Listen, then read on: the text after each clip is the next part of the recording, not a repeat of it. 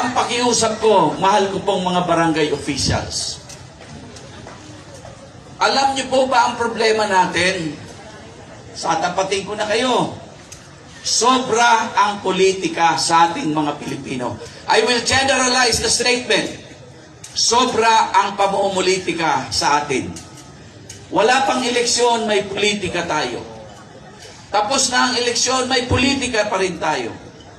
Malayo pa rin ang eleksyon, may politika pa rin tayo.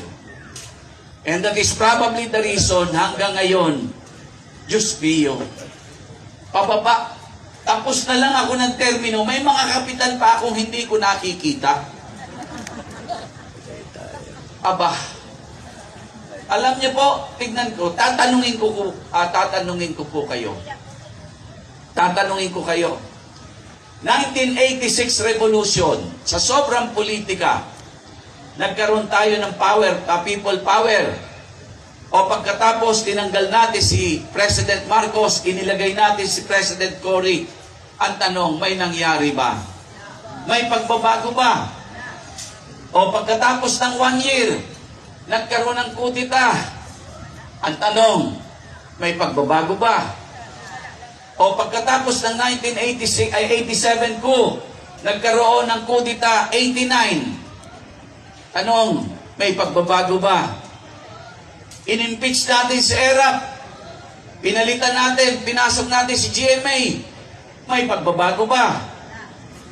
O tignan ninyo, naglaban ng pagkapangulo si Mar Rojas at si Presidente Duterte. Tapos na ang eleksyon, nakaupo na si PRRD, may nagsasabi pa rin, dilawan ngaya ako. Pagkatapos ng eleksyon naman, ni PBBM, anak ng patatas, wala pang 1 taon, hiwalay na ang unit team. May nagsasabi, inday ngaya ako. Hindi ba pwedeng pagkatapos ng eleksyon, magkais na naman tayo? Hindi ba pwedeng pagkatapos ng eleksyon, wala pang eleksyon, magsama-sama naman tayo? Tandaan ninyo, mark my word, not in our lifetime. Hindi uunlad ang probinsya, hindi uunlad ang bansa kung hanggat ganito ang attitude natin na hindi natatapos ang politika sa atin. Tandaan nyo yan.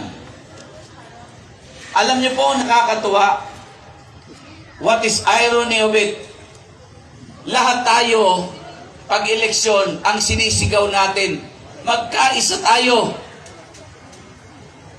Pero pagkatapos ng eleksyon, kanya-kanya naman tayo. Barangay officials, maaring iba-iba ang posisyon natin. Pero at the end of the day, it is our mandate that we should serve our people as one people, as one race, as one voice. Maraming salamat. Magandang umaga sa inyo lahat.